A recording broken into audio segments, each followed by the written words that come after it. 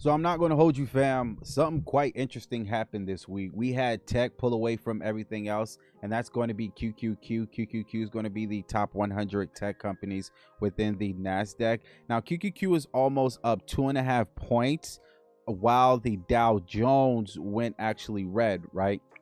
This kind of divergence, what this is telling us right now is where money is flowing, right? So money went from the Dow Jones all the way to QQQ. Now, if you're running momentum based strategies like some of our bots that we have, this is the kind of week that we want and that you want to actually thrive off of. Now, what's happening, everybody? It's your boy Creative. Go ahead, say it with me. We are back at it again to do what? To create something great. Now, I'm not going to hold you. I'm super excited what I have planned for y'all today, because this week, after a long, hard grind, I'm not going to hold you, we finally flipped green. Now, I want to walk you through the actual trade so we can understand what happened and how did our bots perform for this week. Now, before we actually get into that, I want to go over overall what the market was like this week. So I want to touch on QQQ. Now, QQQ led the pack, almost up 2.5%, right? So what this is telling me is that tech buyers showed up all week, right? Then we have SPY. SPY is going to be the S&P 500. This is going to be the top 500 companies within the New York Stock Exchange. Was a bit flat and grounded, but a bit high most of the week, up 0.7%. Then we have IWM. This is going to be the top 2,000 small cap companies. Was basically flat, right? Then here's the story, right? DIA, or the Dow Industrial Jones. This is the only red index that we had for a week, right? Down almost about 0.4%. Industries got left behind while tech was running ahead. Now, when we see tech pulling ahead from DIA almost about 3% in a single week, what this is letting me know is a growth over value rotation. So money is moving away from DIA or old blue chip companies, right, and moving into tech. So the VIX, which is the volatility index, it measures the expected volatility, was basically flat this entire week, as we can see it represented here. And it bounced between 18 and 19, never going above 21. This is the calm market that our bots thrive in, right? So that's when we showed up, and it's actually showed up in the numbers. I'm not going to hold you, right? So this is one of our weeks that we were up for the week, fam. So before I get into the actual week, I want you to understand the preface of where we came from, right? So this is year to date, being able to look at all of our bots performance. We have over 2,000 trades and across 76 trading days, and we're down $2,100, right? Our best day, we were able to make 93 bucks, and our worst day, we were down 194, right? So this is across our entire fleet. So as you can see, month over month, we have a lot of green, a lot of red. I wish it was a lot of green, a lot of red and not as much green, right? But here comes April strolling along, right?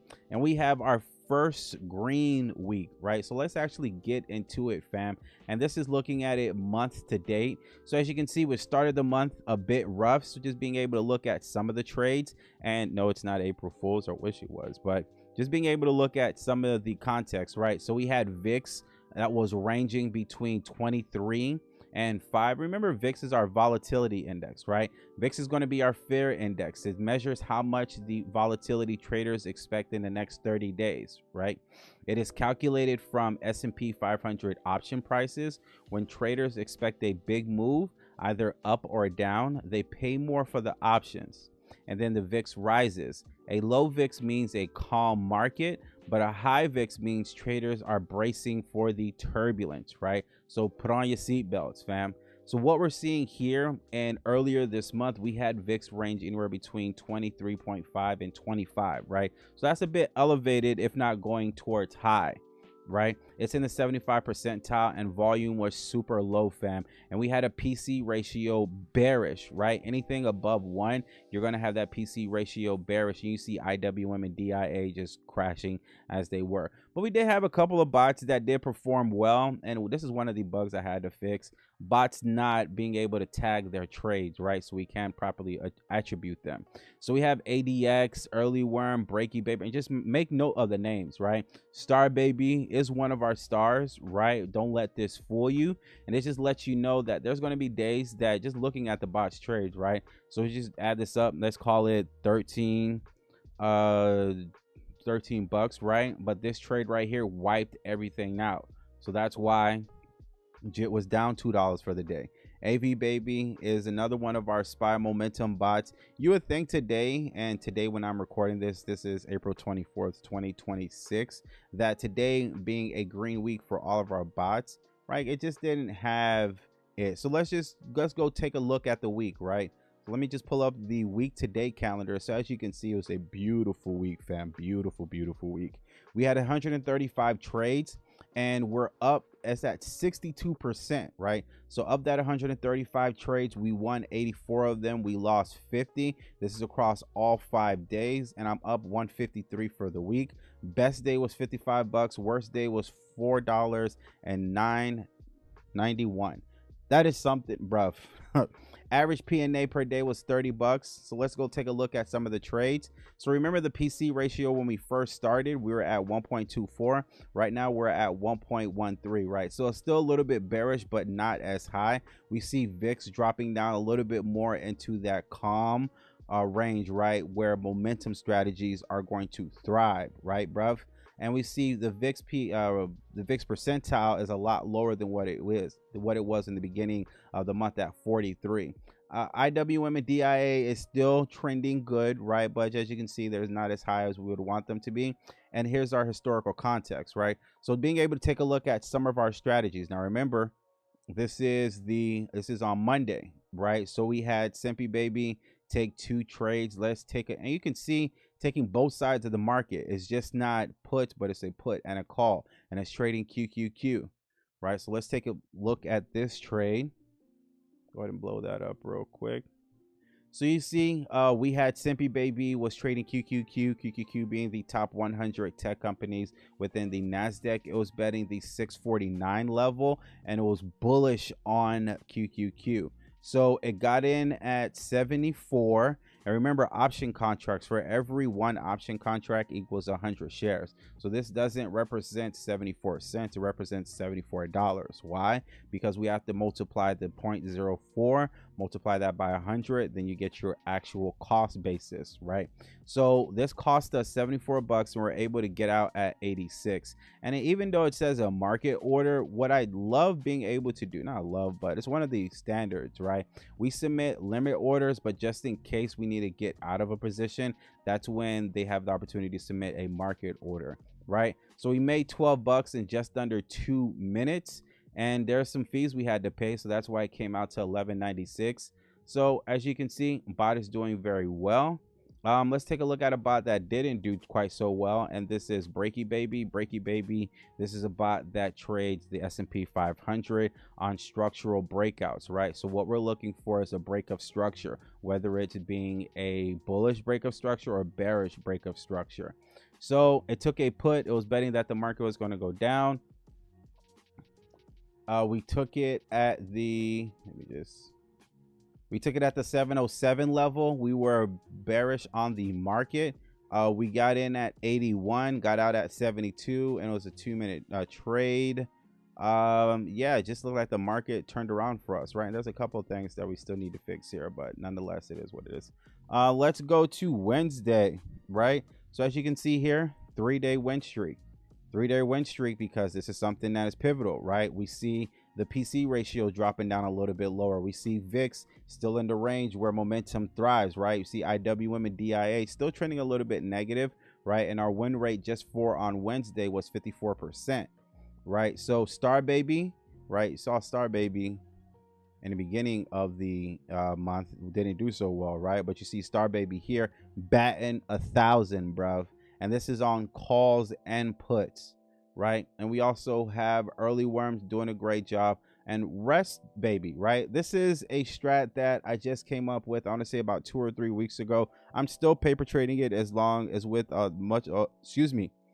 as like all these other strats, but I'm giving this one a little bit of grace because this is just a price-based action strategy. So it's a little bit more interesting and intricate on how it works, right? So we're going to see how it works, right? So you can see like it actually can be profitable trades. It was just this one trade that wiped out its entire day, right? A Momentum Labs, that's going to be our stock screener where we're actually allowing it to trade stocks. Now this is just an interesting thought experiment I wanted to try out, where I'm having our screener being able to feed it into a Algo bot, and the bot actually trades it for us. So just a thought experiment that I'm running here, and I want to see how it actually is going to go. Now speaking of this, I'm not going to hold you. I was supposed to have this ready, fam, but I didn't. Give me 2 shakes of a second.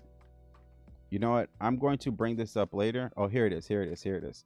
Now, what I want to actually show y'all is the actual trades that I took, right, from our from our screener, right? So I'm taking trades on Webull, right? So what I'm going to do is I'm starting this $100 challenge, right, where I'm going to be taking trades on Webull, and I'm actually going to be showing y'all our trades and showing y'all the performance. So I just started and I'm only up $4 right now, and I'm going to be making a video to like actually break this down, but I just wanted to give you a sneak peek of this. But nonetheless, this is where we're getting the trades from, and this is our stock screener that I made here with y'all. And as you can see, Baby is still trying to find his sea legs. Now let's go look at Friday. A green, still Starbaby took that one trade that didn't work out for us, and we see that there's still some consistent folks that need to clear it up, right? And today was a great day for stock trading. Like more on that a little bit later. So as you can see, and let's go take a look at the trend overall, right? So as you can see here, week over week, we are up, right? Month over month, we are getting better, right? And here are some of our leading bots that's actually leading the way. And I'm actually thinking about being able to have them go to the next level, right? And actually being able to trade them with real money. Right now, I'm still validating some of them. It took a while. I'm not going to hold you. There's a couple that, let me show you. Like for an example, if I show you Starbaby, right? 14 trades. It's at 72%. It's up 61 bucks, right? There's still a couple of days that it's not working, so days, and it's not as active, right? So you see here, out of the, what was this? Out of the 24 days, there's 14 days that it traded and 3 days that it actually sat out, or 4 days that it sat out. But this bot is actually performing well, right? Let's go look at vwopper. This is our bot that uses vwop in order to trade. 12 trading days, 31 trades, 52 bucks, right? It's at 58%. Average per day is 41. Worst day was 18. And one more, let's go look at Baby. And this is the bot like I'm actually super geeked about. You know, not Breaky and Bruh got it. But let me show you. Bruh got it still. Was it bags? Oh, it's ADX. So here's some of the bots like I'm geeked about ADX. We'll talk about ADX, right?